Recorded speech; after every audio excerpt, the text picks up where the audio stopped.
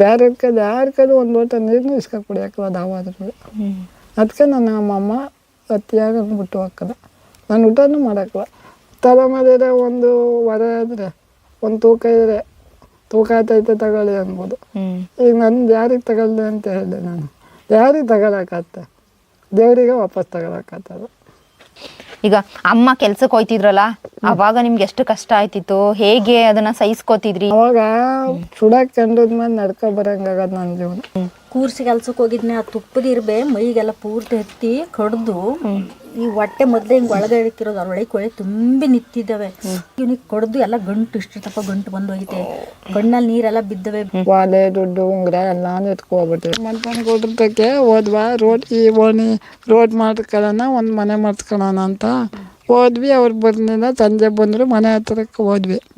ಹೋದಾಗ ಹೆಂಗೆ ನೋಡ್ಕೊಂಡ್ರು ಅಂದರೆ, ನನಗೆ ಅವರು ಎಮ್ಮೆ ಇಲ್ಲ ಅಲ್ಲ, ಏನೋ ಕಾಮನ್ ಮ್ಯಾನು ಅವರು, ಅವ್ರೇನು ಎಮ್ಮೆ ಇಲ್ಲ ಅನ್ನ ಇದೇ ಬಂದಿಲ್ಲ ಆ ರೀತಿಯ. ಈಗ ನಮ್ಮಮ್ಮ ಹೆಂಗೆ ಕೂತೈತೆ ಹಂಗೆ ಅದು ನಮ್ಮಮ್ಮ ಚೇರ್ ಮೇಲೆ ಕೂತೈತೆ, ಅವ್ರು ಕೆಳಗಡೆ ಕೂತ್ಕೊಂಡು ನನಗೆ ಸನ್ಮಾನ ಮಾಡಿ ನ್ಯಾಚುರಲಾಗಿ ಹೆಂಗೆ ಮಾತಾಡ್ತವ್ರೆ ಅಂದರೆ, ಇವ್ರು ಯಾರು ಅಂದು, ಇವ್ರು ಏನು ಇವರಿದ ಅವರಿದ ಎಮ್ ಎಲ್ ಎ ಸರ್ ಮಾಮೂಲಿ ಹಂಗಿದ್ರು.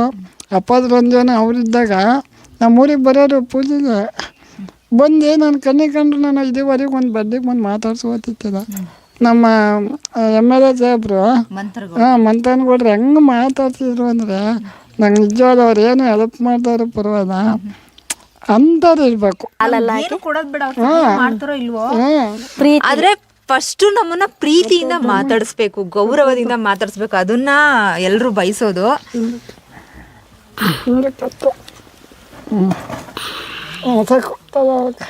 ಒಂದ್ ದಿನಕ್ಕೆ ಎಷ್ಟು ಸರಿ ಇದೇ ತರ ಸಂದ್ಲು ಹಿಂಗೆ ಸಂದ್ಲೂನು ಅದಕ್ಕೆ ಹೋಗತ್ತೆ ಎಲ್ಲ. ಈಗ ನನಗೆ ಅವ್ರು ಹೆಂಗೆ ಅನ್ನಿಸ್ತು ಅಂದರೆ, ನಾನು ಒಬ್ಬ ತಿರ್ಗಾಡಕ್ಕಲ್ಲ, ನನಗೆ ಪೀದೆ ಬರ್ನಿಲ್ಲ ಅವ್ರ ತಕ್ಕ ಹೋದಾಗ.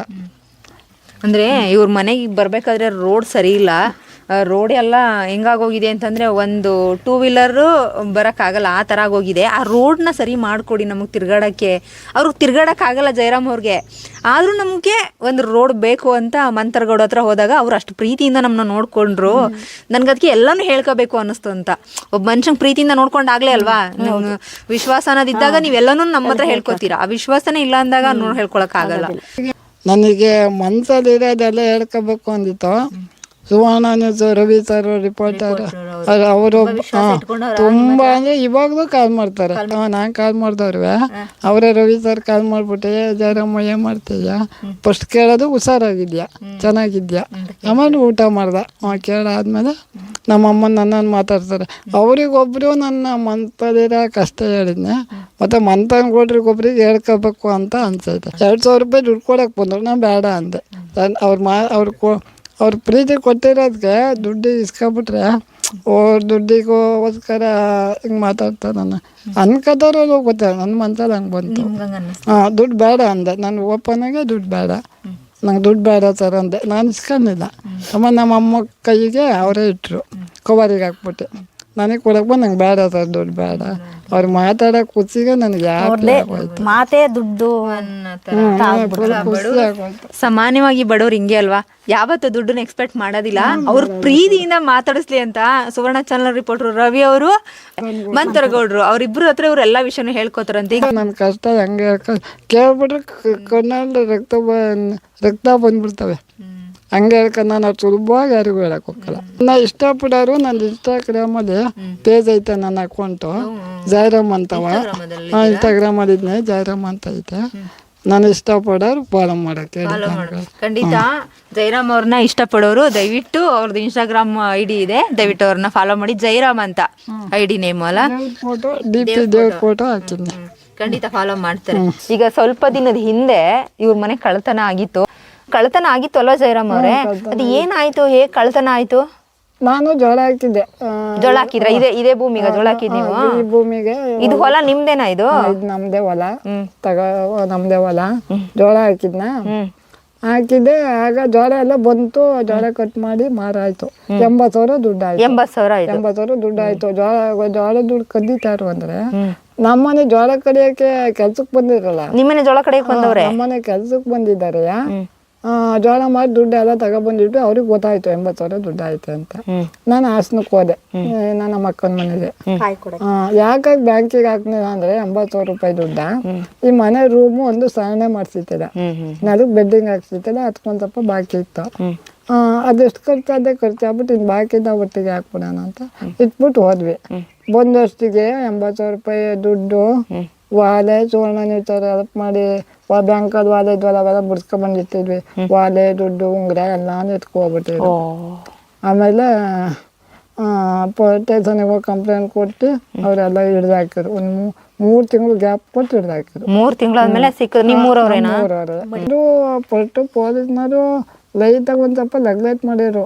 ನಮ್ಮ ರವಿ ಸರ್ಗೆ ಫೋನ್ ಮಾಡಿದೆ, ಮಡಿಕೇರಿ ರವಿ ಸರ್ಗೆ ಫೋನ್ ಮಾಡಿ ಅವ್ರಿಗೆ ಕೊಟ್ಟೆ. ರವಿ ಸರ್ ಮಾತಾಡಿದ್ರು.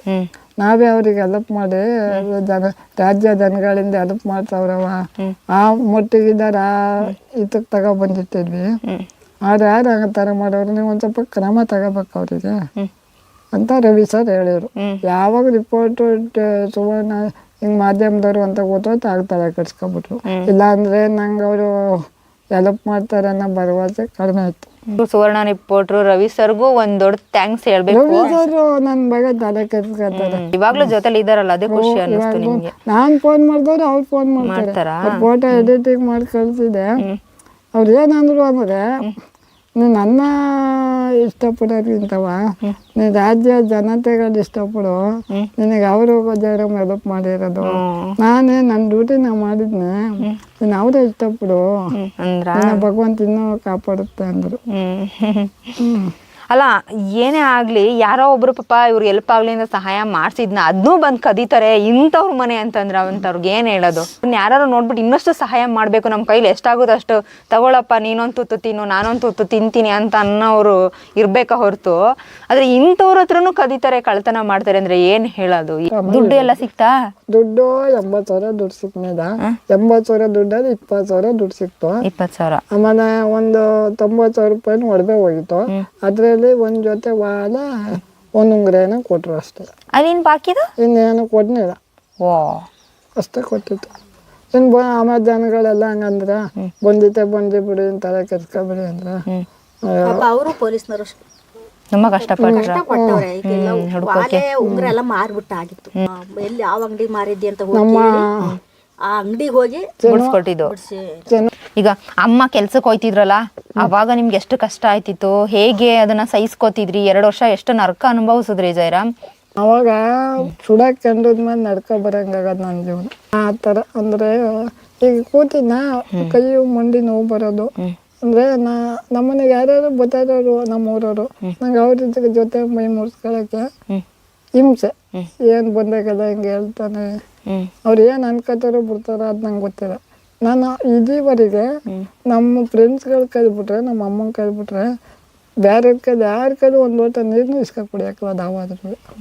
ಅದಕ್ಕೆ ನನ್ನ ನಮ್ಮಮ್ಮ ಅತಿಯಾಗಿ ಬಿಟ್ಟು ಹಾಕಲ್ಲ. ನಾನು ಊಟನೂ ಮಾಡಕ್ಕಲ್ಲ.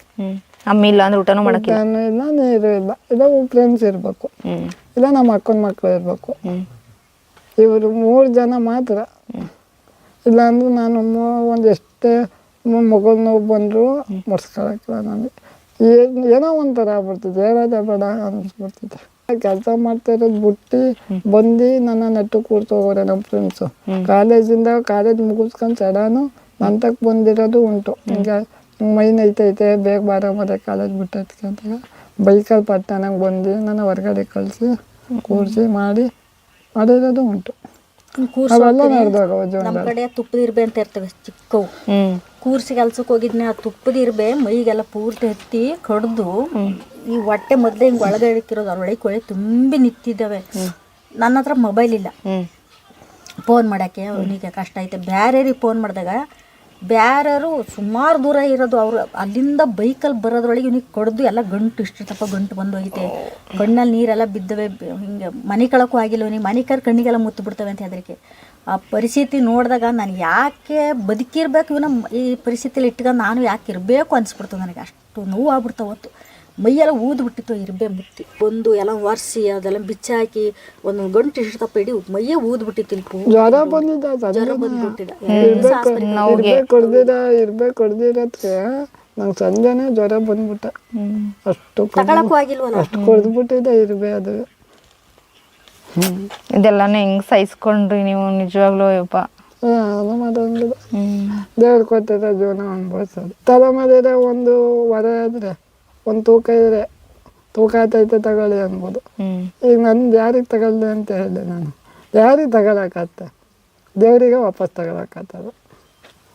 ಈಗ ದೇವ್ರು ನನಗೆ ಕೊಟ್ಟಿರೋದ, ದೇವರಿಗೆ ತಗೊಳಕ್ಕಾಗಲ್ಲ, ಆಗೋದಿಲ್ಲ. ಹಂಗೆ ಏನು ಮಾಡೋದು, ಕೊಟ್ಟಿರೋದೇನು ಇರೋದಲ್ಲ ಹ್ಯಾಪಿ, ಸಂತೋಷ. ನನ್ನ ಸಂತೋಷ ನಾನೇ ಹುಡುಕತ್ತೀನಿ. ನನ್ನ ಬೇಜಾರ ನನಗೆ ಆತ ಅಂದ್ರೆ ನನ್ನ ಸಂತೋಷ ನಾನೇ ಹುಡುಕತ್ತೀನಿ. ಅವ್ರು ದೂರ ಹಾಕಲ್ಲ ನಾನು.